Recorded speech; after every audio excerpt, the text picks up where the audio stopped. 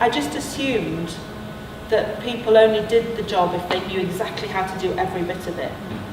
And what I've learned is that people will project themselves forward even if they only know how to do 50% of it. And am I better at that? I think... Like I'm doing this now? Yeah, I think... Winging it. Winging it, yeah. It'll be fine. I'm probably not qualified to make that judgment. It just appears that way. That often I think women will hold back a bit because they think, oh no, I can't do that, I haven't got all the skills. But everybody else who's applying doesn't have all the skills either. So I ended up, through that assessment centre, getting the job as plant manager of Sizewell B nuclear power station.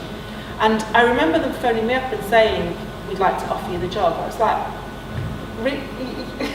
honestly, I was like, you want me to do that?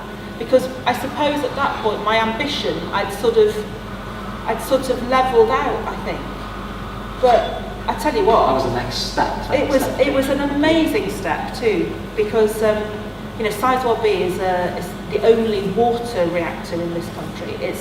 For me, it's a really interesting design, and this sort of uniqueness of how you get all these millions and millions of components to work together to safely produce electricity is just like a wonder.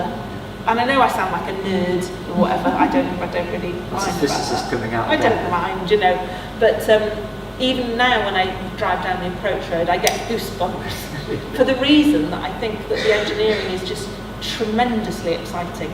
So I went to Sizewell and became a plant manager.